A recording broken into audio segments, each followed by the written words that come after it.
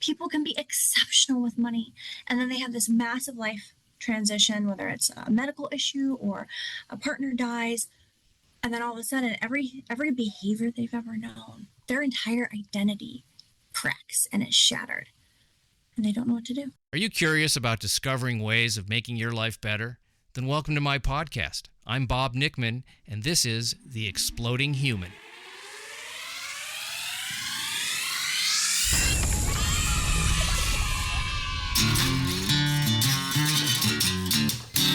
Listen in while I talk with all kinds of people in the fields of personal growth, health and healing, alternative therapies, psychology, spirituality, environment, and the future. I'm looking for those answers that make life better for everyone. You'll meet cutting-edge practitioners, doctors, artists, filmmakers, business people, and those who have overcome challenges. The brave, the curious, anyone who is out there helping us humans to explore, expand, and explode. Hey, welcome to The Exploding Human. My name is Bob Nickman. My guest today is Erika Rasure. She is a financial therapist who has helped thousands of people approach their finances with more intention and in healthier ways. We're going to be talking about debt, how people get into debt. What are some of the most common reasons people get into trouble? We're going to be talking about how she works with clients to get to some of their core issues so that they can change their attitudes about money and the way they approach their finances. She meets weekly with hundreds of clients working their way out of debt and toward financial freedom. So today we're taking a practical and holistic approach to dealing with money and finance. So let's jump in. This is Erika Rasure. Good afternoon, Erika. I'm so glad you're here, and I'm looking forward to talking about money and health around money and financial health, whatever we want to call it. Great topic. It's something that is uncomfortable for a lot of people to talk about because it's very personal. It is. It's also an important thing to talk about because it is sort of the underpinning of most of the other things that we do. Absolutely. Thank you so much for having me, but you're spot on. It is the underpinning of everything we do. The thing is, we can't escape money. It, really affects every single dimension of our lives, our work, our relationships, how we feel about ourselves, our inner world. It just, you can't escape from it. And what I found, discovered, realized is that money is rarely about money. It's usually about something else. Self-worth, status, it's safety, and there's an emotional component to when people deal with money and talk about money. There's a certain worldview that somebody might have that could be very different than somebody else. Money is not just the numbers. Money is very emotional. It's very much, steeped in our values, what we believe, and it has a different definition for everybody. If I said, hey, Bob, it's, freedom is important to me, and I quantify that by having time and, the money to do the fun things. Your definition of freedom might be something entirely different. And I think that's important to note too, is because even when we get into kind of the weeds of that, even that comparison trap can exist there. Am I doing enough? Should I have the same values as Bob? What am I doing wrong? What am I doing right? And you can find yourself in a nice little spiral. You can really jump into the future in a very frightening way when you think about money. Because you always hear about, will I outlive my money after I retire? That's like a big thing. And it makes sense, obviously, on one level. But is it debilitating? Is it terrifying? I mean, and here's one of the things that I've sort of noticed, that people that are in the financial world, whether it's like stockbrokers or financial planners, or they tend to, this is my experience, they tend to live, promote an attitude of fear. You want to be more this way because you don't want to run out. That could happen, and this could happen, and then, what if that happens and you need this much money and it's always more than what you have? the amount you're given is always much, and no one has that amount, and then you go, well, they're okay. Well, why wouldn't I be okay? But then you also don't want to be foolish and blow through stuff, buying things that you don't really benefit you, or you maybe don't need. So I know you deal with a lot of people that are in debt. So let's talk about that, actually, because I think there's a lot of people that are in debt. And let's talk about the reasons people get into debt. And I'm going to guess it isn't because of their income. Hey, that's a good guess. That's a really good guess. What's so interesting, I've been doing this type of work for 21 years. And in my 21 years, I have observed a lot when it comes to people and the way they interact with their money. But the one thing that has always stood out to me, especially in more recent years with the clients I'm working with, is that debt comes from not, and this, again, this is my anecdotal observations, this is my eyes and my experience and my practice, is that it's not the classic overspenders. Hey, I charged $30,000 in shoes, the Carrie Bradshaw Sex and the City stuff. Like, it's not that. It is people with enormous amounts of consumer debt because they were diagnosed with breast cancer and they had to use credit cards to fund their life after their husband left. Oh, okay. I would not have guessed that. I would guess that is one of the things, but I would not have guessed that that's the first one. So it's medical treatment related is often one of them. People trying to stay alive and putting additional things on credit cards so they can pay for their treatment. It's going through a very painful death or a divorce. Those are two other ones. I spoke to a client recently whose wife passed away last year, and she was the bill payer. She had unexpectedly passed away, and she had all the financials taken care of, but they never had a conversation around it. And so when she passed, and he told me that one of the things she said on her deathbed was, I need to show you all the finances and where to find stuff. And she passed before she was able to. And he spent the last year going through every penny to fill that hole of grief. Almost lost the house, selling cars, all of those things. Those are kind of different causes. The medical thing is really sort of an insurance-based problem that a lot of people have, and the fact that we don't have universal health care, which would solve all that problem if we had that, which is and so if you're saying let's solve it with universal health care and then we won't have medical debt, which is the number one reason people have debt, that makes a lot of sense. Yet as a country, we're not doing that. So you almost have to put that one to the side, and maybe you can talk about that. But the other one is, how responsible you want to be about paying attention to what's going on. Hardcore facts and numbers that add up or they don't add up. And that is sort of true too. I find with couples that one is the money person, the other one is like relieved that they don't have to do it. You always wonder about the person that's left. What do they do? So in this case, this person found you, which is a smart thing to do, even if it costs some, X percentage of what money is there. It's better to have that than nothing. Absolutely, because there's the hard and fast numbers of it. I mean, it's all a math problem at the end of the day, right? Our finances, either we're saving more or earning more, to have more money.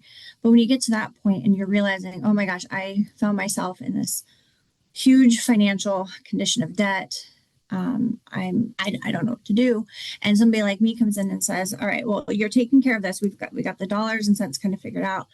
But there's that other underlying thing here is like, hey, now you know that when you are coping with something as serious as grief, you have a tendency to leak money.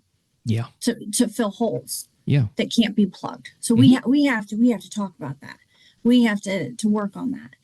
And that's the crazy thing about that, Bob, is that most people don't know that until they are confronted with those circumstances. People can be exceptional with money, and then they have this massive life transition, whether it's a medical issue or a partner dies, and then all of a sudden every behavior they've ever known, their entire identity cracks and is shattered, and they don't know what to do. Yeah, that's really a sad thing. It's one of the. You would think that if you were sort of on it before something happens, but it's almost like there's a like grief and certain things that happen. You just say, screw it. I don't care. There's nothing really worth being around for anymore, or at least for a while. I don't care. It's like there's like a give up something about yourself in those moments. And I'm not saying it's good or bad or right or wrong, but it is something that happens. And that's, I think, another area where people get themselves in trouble is we put so much of this moralization on money choices and decisions and behaviors. And, there's a lot of people still out there who will say, it doesn't matter the reason why you're in credit card debt, you spent the money, you should know better. Have you been in their shoes? No. It's no, right. You cannot tell somebody, that they are bad and you're making a moral judgment on them. And, just projecting this shame where you have not lived that same situation. My father had a very close friend for a long time. They knew each other for, I don't know, 60 years, 50, 60 years. They knew each other as kids, and then they were in business, not in the same business. They were in a similar business, but not together. They had worked together at the same company, and he moved from Ohio to Los Angeles. He did very well, and he passed away. And my dad said to his widow, I would like to help you with your finances because I know you haven't done it. And your husband would really appreciate that. And this is what I would want for, and I'm willing to do that. I don't want any money to do it. I just want to help you because I really love your husband. And she said no. She got scared, that he was trying to possibly take advantage of her or whatever the reason was. And he said, let me just do this so I can help you because I don't need the money, any money. I have my own money. I don't, and she wouldn't do it. And she blew through, I can't even imagine how much it was because they had a huge house in Beverly Hills and everything that would take to support that. And I'm sure he had insurance and all kinds of stuff. Now, and there were kids, but I don't think they really knew much either. And she wound up just getting in big financial trouble. And it really broke my dad's heart. He felt terrible. Yeah. Because he says, I'm so frustrated because I knew I could prevent this. And she wouldn't let me. But so, which I understand. Yes. Her too. It's like, I'm scared. I've lost my husband. Who's this guy? Even though she knew him for decades, right. What's he really doing? I can handle it. I'm smart, or, whatever it was. And so there's a certain amount of financial education I think is important for people to learn. And it's not, it doesn't mean you got to become an accountant or, go to financial planning classes or, necessarily, but there's a certain, there are books and there's people that teach this stuff online and on TV and different places. It's not the sexiest work in the world to listen to, but it kind of is in another way, because if you know it, you get a certain amount of freedom from situations that are preventable. I like that story you told. I mean, it's a tragic story, honestly, but there's a really important lesson there. And I think it goes to show how scared a lot of people are to even ask for help, even if it's offered to them. And so it's hard to even go find help when you are unsure of what to do with your money or you don't know anything about money, especially in a kind of an environment the way we've been socialized, in the sense of you're supposed to know things about money. By the time you're 40, you should have this much money saved. And if you don't, well, you're behind. And, at 60, you should have this. And I mean, there's all these graphs and charts out there in the news that tell you exactly all the ways you are failing. And so people are really hesitant to go reach out for help and say, okay, well, I don't have this much money by 40. I don't have this much by 50. And my spouse dies and I don't trust anybody. Yeah. And that's, really why I think, this kind of pivot into the financial education piece is important, because nobody cares about your money as much as you do. And you have to find yourself in a position where you can care about it and really care about it. I mean, like self-care level care for your money. Understand it enough to where you know when to ask for help. I have a PhD in personal financial planning. I learn something new every week about money or something going on.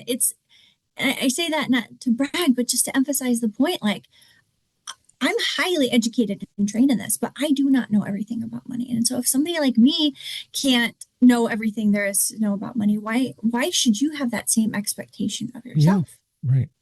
Plus, there's also new things happening all the time.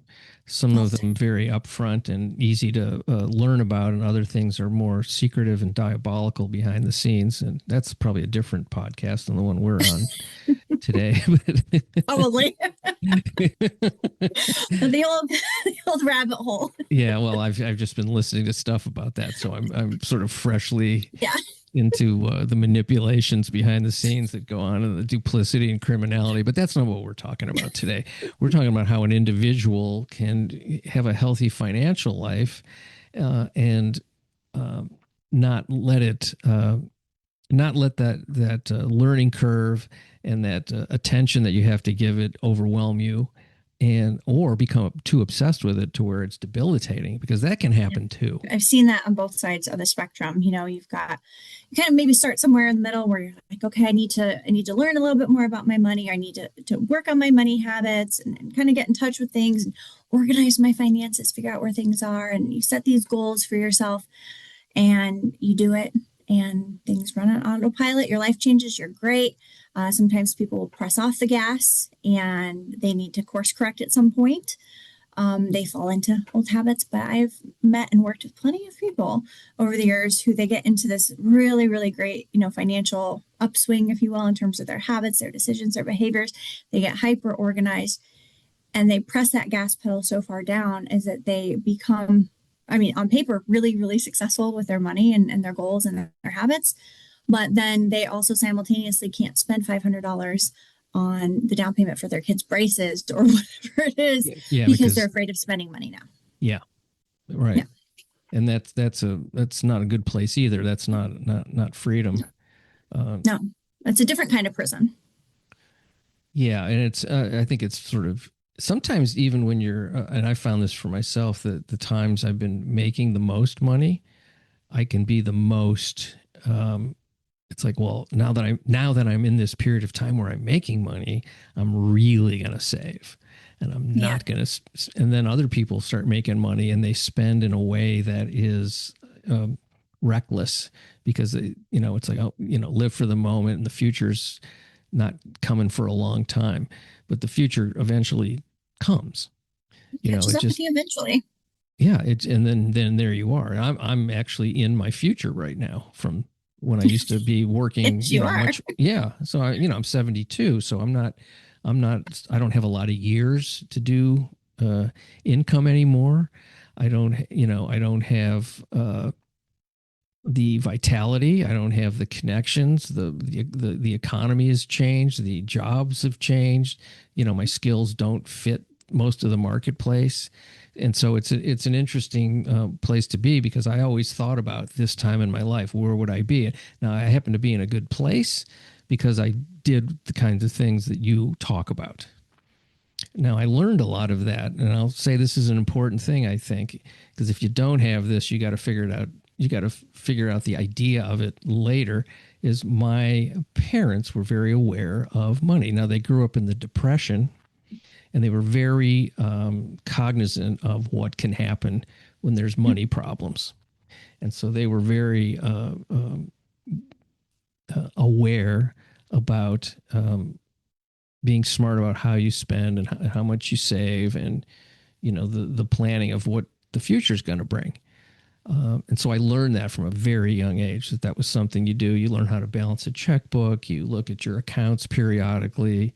You make changes if it's necessary, if you have like stocks and all that stuff.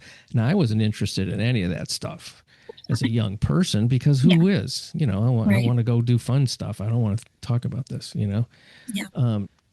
And my self-worth wasn't tied to becoming wealthy or any of that stuff. I never thought about it that way. Right. But then, as I became an adult and had to, fend for myself, I went, I think some of those things my parents were teaching me might be kind of valuable too. So I started reading books about it. That's good. That's a great start, and those intergenerational money stories, I think, are so important, because they not only shaped, your parents and your grandparents' values and their approach around money. Those experiences really did influence their lives in a very profound way. And, we have choices to make when we are grown-ups ourselves to, look at those lessons that we learned from the generations before us and decide, okay, which of these inherited values am I going to keep, or do I need to modify one? And sometimes some of those values need to go away because they don't fit in your life anymore. Yeah. And that is really hard for a lot of people to do, to say, and I see that a lot with, my clients that are in debt. I hear a lot of, if my dad were still alive and he knew that my credit score looked the way it did and I've been missing payments to creditors, he would be so ashamed of me. That's the kind of programming that comes from another person's values and another person's lived experience, because your parent was not able to live your experience. And so sometimes it's okay to say, okay, I can modify this, and I can modify, and I am not betraying my parent. Two things can be true at the same time. Yeah. I don't even think people know the simple idea of what a credit score is and how to, understand what it means for you financially to have a higher one than a lower one, and how to get it higher. There's certainly techniques for people, and I'm sure you teach people that. The thing about credit scores is, they're at best a way to get cheaper debt. And they are, an absolute lousy measure of financial health and reliability. Although people think it's, I guess if you have a really crappy credit score because you've, owe tons of money to different people and you're not paying your debts, that is a pretty good indication of somebody if you're going to lend them money, you want to hit them up for a higher rate, but it doesn't, you're right, it doesn't tell the whole picture. It does not. It cannot tell the whole picture. And, when people do get into financial trouble, I see this a lot, is that your credit score is now anchored to you as a measure of your self-worth. And I have to tell people all the time, you're not your credit score. If you're trying to get out from under, tens of $1,000s in credit card debt, and you have to sacrifice your credit score for a little while to do that, then do that. Yeah. Because even if you have an 800 credit score, I've worked with people who are hundreds of thousands of dollars in debt who have an 800 credit score, but couldn't get a loan to save their life because their debt to income ratio is far too high. They're maxed out on everything, but their credit score looks great. It's in those situations where it doesn't mean anything. Yeah. Because what is the purpose of a credit score? To get you more debt. But, is it on sale or at retail prices, right? Well, I mean, that's a whole society thing. That's a marketing thing too. It's like, there is a concerted effort to get people to go into debt because interest is just profitable. Free money for people. It's just, here comes money, here's 10% up to, 25%, whatever. It's a huge range. That's sort of arbitrary and predatory. Yes, absolutely predatory. When you work with people, I guess you have to look at the big sort of overall picture. And it isn't just, it is the numbers, and it is the actual debt, it's spending versus earning. But it's also the emotional piece of it.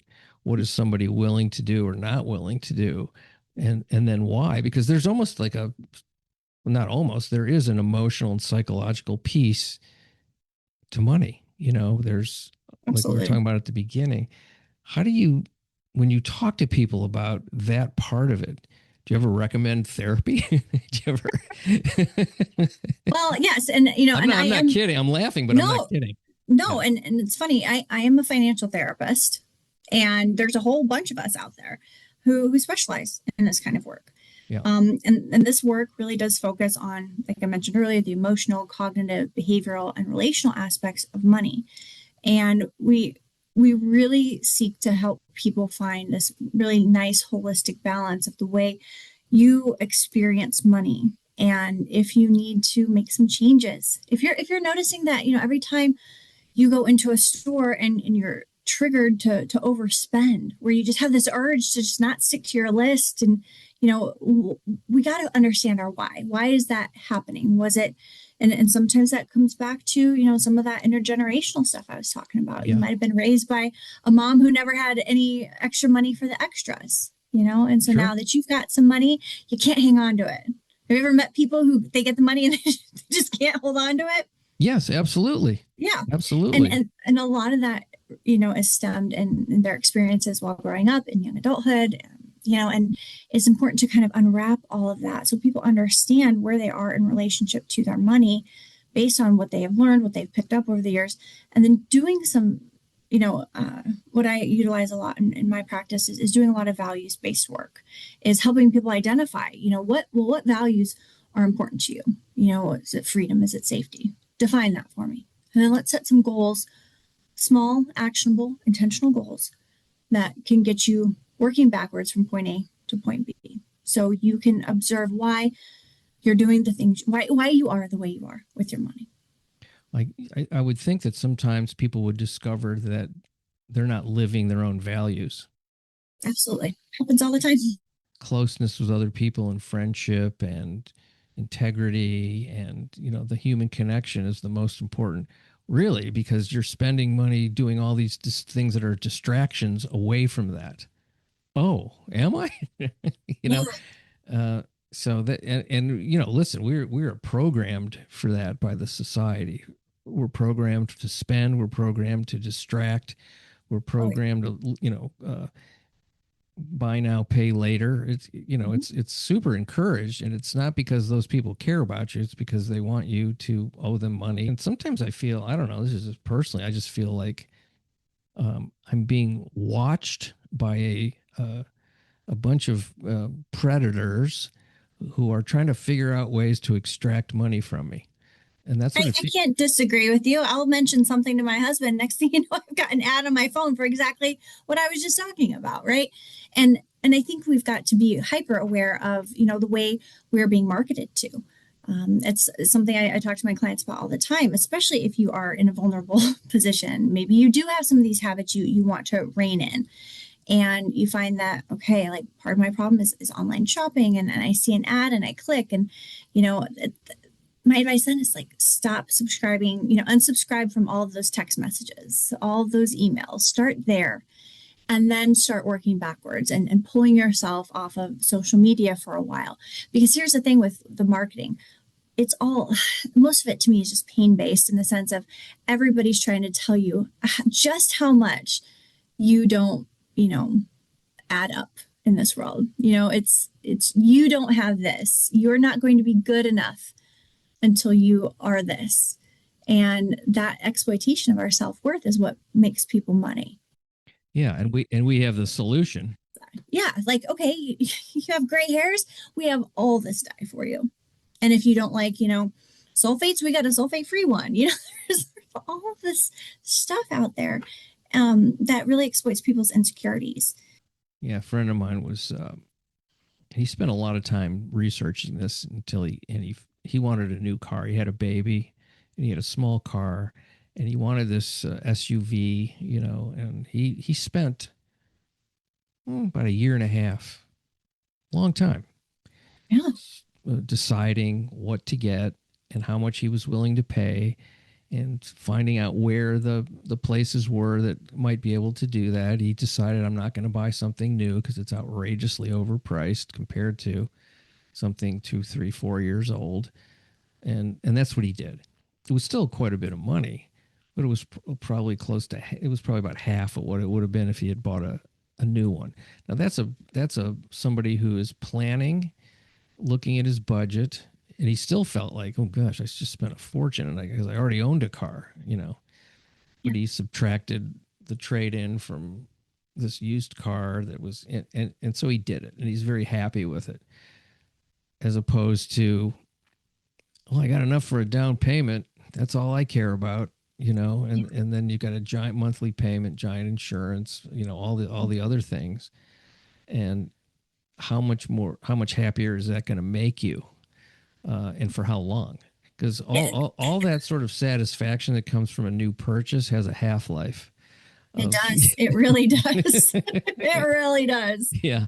It really does. Sometimes I'll look at something, like, how long would this make me happy? But I actually ask myself questions before I buy something. Good. And that's exactly, as an expert, that's exactly what I tell my clients to do. Yep. Is before you make a purchase, no matter how big or small it is, how are you going to feel about it when you're walking out to the car, or a week from now, or when the credit card bill comes, or the first payment's due, or a year from now? If it isn't I'd like to say, if it isn't a hell yes, it's a hell no. And, Oh, okay. you really have to think about that in terms of, oh yeah, I'm going to love this, Right. a year from now. Like that, I have to have this. It will enhance my life in such a way. Right. But you're right. The example of like a car, Yeah. a new car, it only has the new car feeling for so long, and Yeah. then it's just another car. Exactly. And the other questions I ask myself, which is this a fair price for this thing? Do I really need it? Or is it just something I want because it's cool? How long will it make me feel good? What if I don't get it? How much better or worse is my life going to be? Will it be the same? Will it be worse if I don't get it?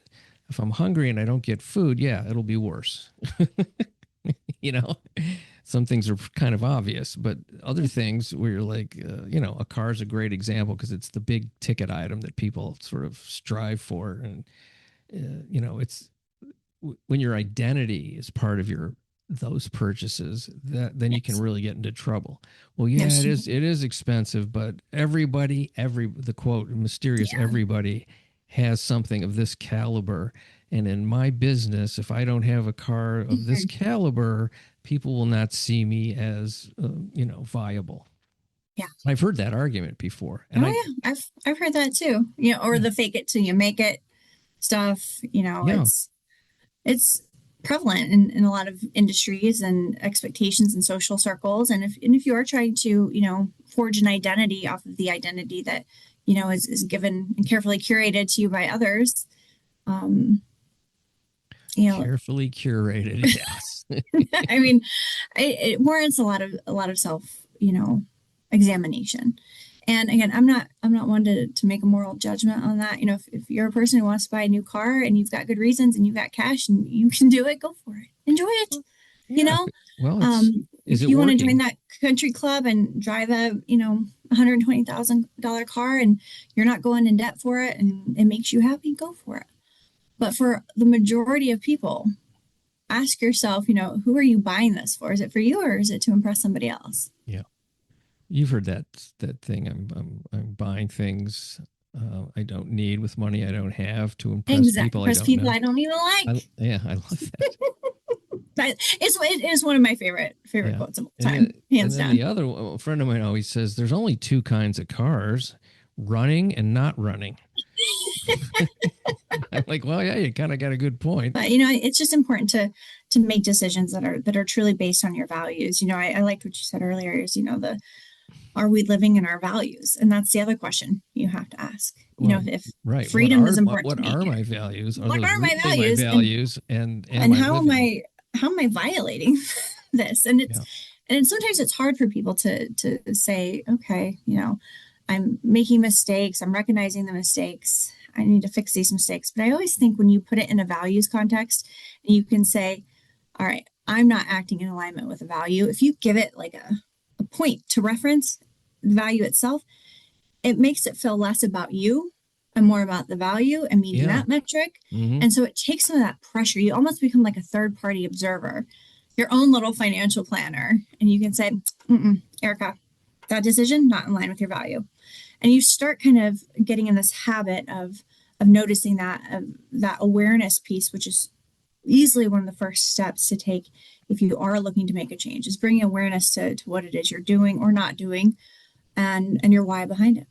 The other issue that I've run across and is when you have a couple that have different points of view about money and there's conflict, and it is the number one thing couples fight about, apparently. That's what I've heard.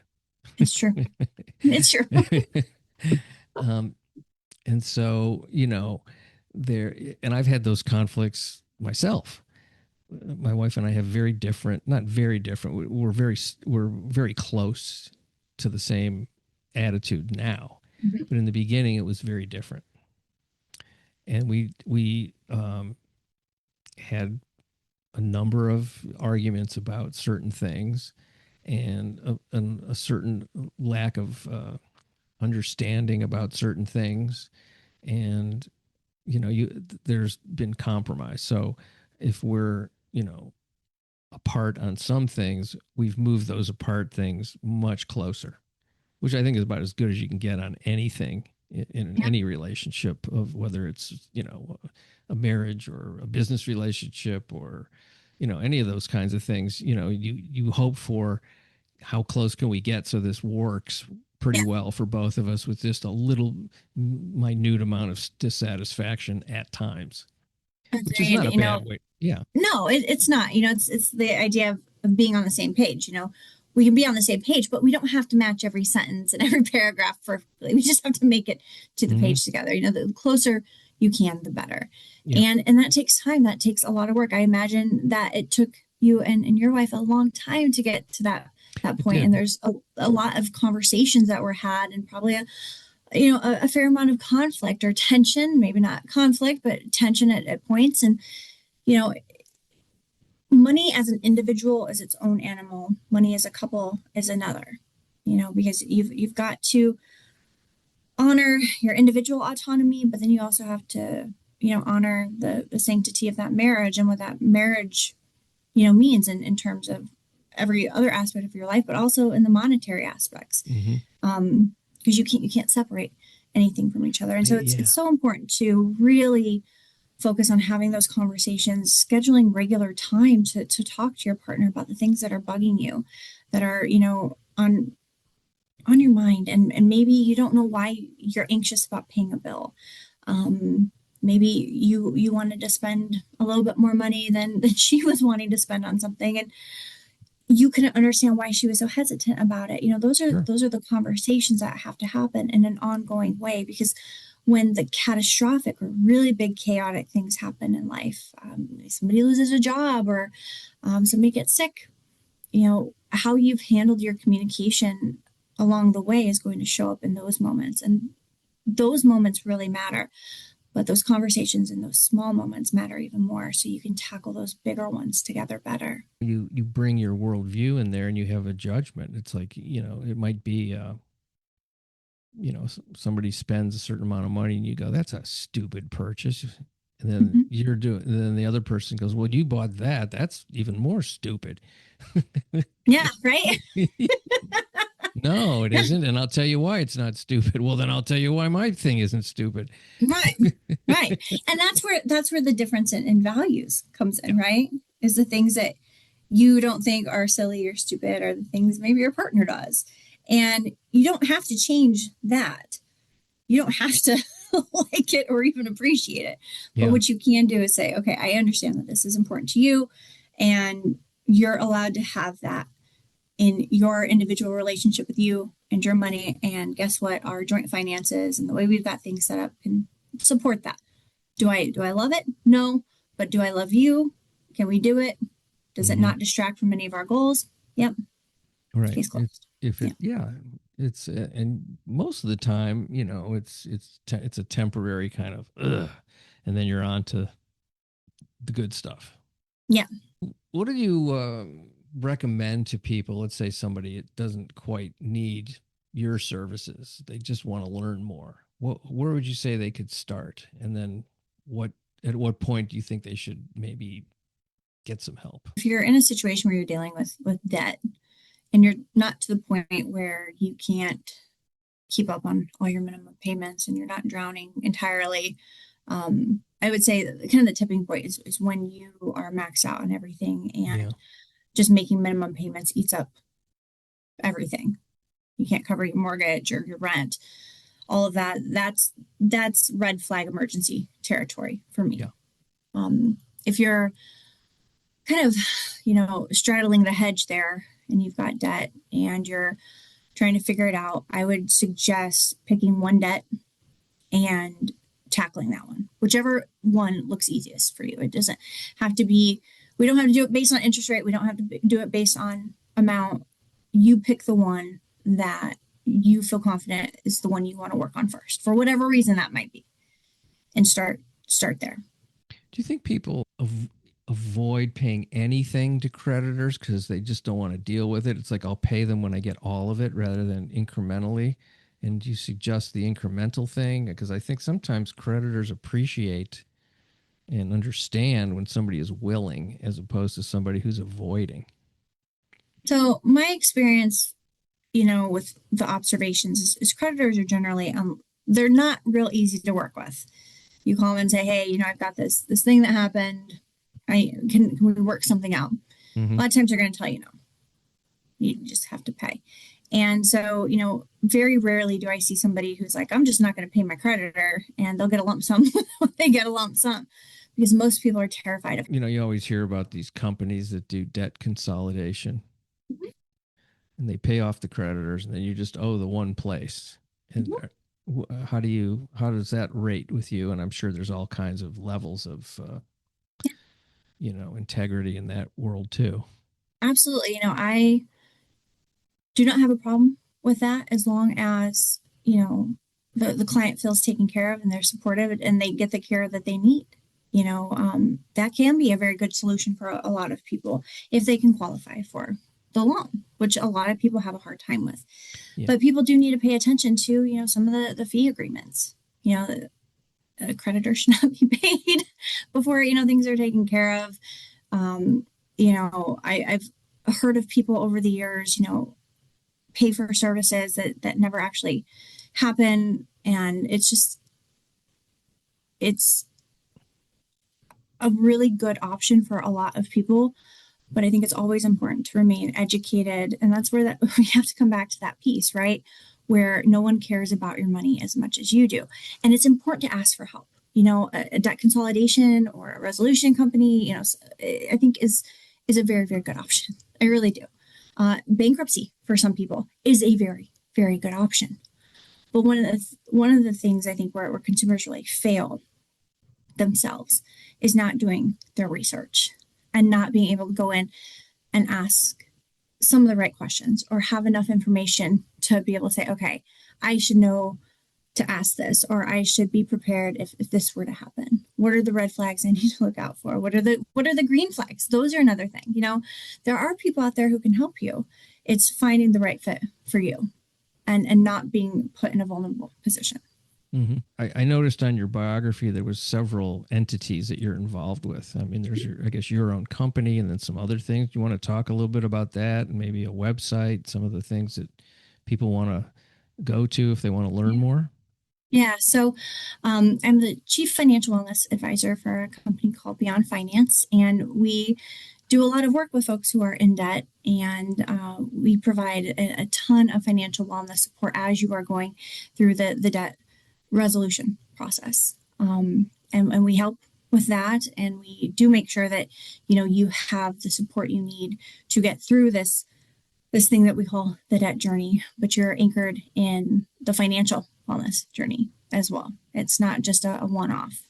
Are you seeing any trends in the society or in the money world that people that are maybe newer, that people may not be aware of, some pitfalls that they could avoid, things that maybe people haven't thought about? I think the one thing that is kind of sticking in my mind is more of an ideology. I think what I'm seeing, especially with the younger generations, the younger millennials and the Gen Zers, who are looking for this idea of buying their own home. Like, this is an issue for people right now, and I think it's super important that if you're finding yourself in that position, like, I can't afford a home. I'm working, my partner's working, rent is high.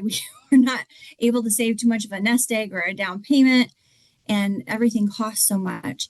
There is this battle right now with the emotional and mental side of that, because I'm an elder millennial, and we were taught, you go to college, get your house, all that stuff. I followed that path. I did fine, but there were people younger than me that did not. Yeah. And I think that is something that's showing up now, is that what used to work doesn't work, and we're actually seeing it in real life.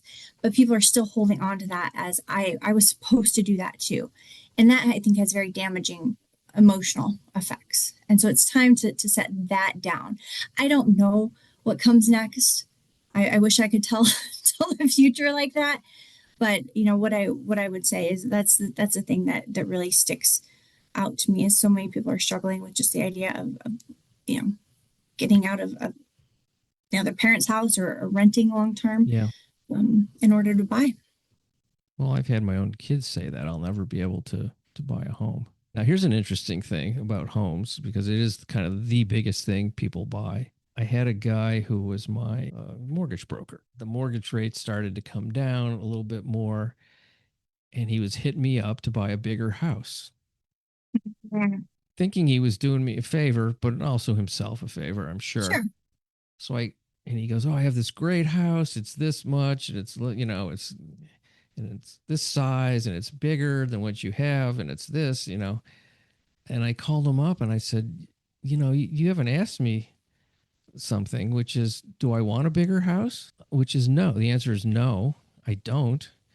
Do I want to spend more money? No, I don't. And he apologized to me, because he was actually a pretty good guy, a very good guy. Yeah. But see, I knew what my values were at that moment, because, most of my clients, that is what they want. So I just assumed you did too.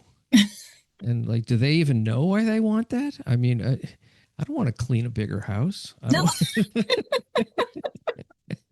I have enough trouble as it is. Yeah. I don't want. And I'm getting older. I don't want to be old. Fancier neighbors. I don't, because not only do you get, if you move to a neighborhood with bigger homes, then the people have other stuff. Yeah, it's an endless cycle, right? Yeah, and so I never did it, and I'm happy that I didn't. But it was one of those things where you're always being encouraged, like more is better, bigger is better. And is it? I mean, is it? Because those are questions to ask. One of my favorite books, I'm sure you've read it or at least heard of it, is The Millionaire Next Door. Yes. That's like my kind of millionaire. It's you're not flashy about it. You do what you need to do, and you have your Toyota in the driveway. Maybe you spend some money on some nice vacations or something like that. But, by and large, you are in it for yourself in that point. You're not doing it to make your mortgage broker happy. You're not doing it because you think that's what is expected of you. Well, I went over I have this neighbor, nice people. I don't know them that well, but they bought a house across the street, and they started to do a bunch of remodeling. Yeah. And so I hadn't seen the house since they did all this stuff. And I went over there for something, and I went in the kitchen, and it was beautiful. They had done an amazing job on everything. Appliances, cabinetry, floor, light, everything was just great. High end, expensive, really nice. And I complimented her on the kitchen. I go, "This is beautiful. You did an amazing job." Thank you. So, and I went home, and I thought, I don't want any of that. It was really nice. I was happy for them, but I don't need I don't need that. It doesn't make me any happier. I like my kitchen, which I put a new countertops in and painted it and did a few other things. Little refresh, little makeover. Yeah, a little makeover. Yeah. So, how much happier would I have been doing what they did? Less happy, actually, because I would have been out many tens of thousands of dollars that I would prefer to have spent on something else. Right. And so, I think it's important to be happy for people when they get things. Absolutely. That are nice. Absolutely. But you don't have to immediately take that and question your existence as, I'm not good enough. Well, I want to thank you for being on the Exploding Human, that's what this is. And it's amazing. It's an amazing title. I saw it and I was like, oh man, that sounds like a good time if I ever saw one. Oh, good. I'm glad you understood that, because some people didn't. They take it literally. They don't understand that it's about personal growth and well-being. Yeah. Become the most explosive person you can be. That's right. That's right. Well, I appreciate you having me on, and helping your audience maybe become a little bit more explosive themselves. Yeah, it's one of the great areas of health that I think we still need to be talking about all the time. Well, thanks so much, Bob. Thank you. You have a fantastic day. I appreciate your time. Thank you. Much appreciation for you folks listening to The Exploding Human. The website is theexplodinghuman.com. You can also listen on YouTube. That is The Exploding Human with Bob Nickman. Once again, I want to thank Dr. Erika Rasure for being on the show, and have a fantastic day. Thank you.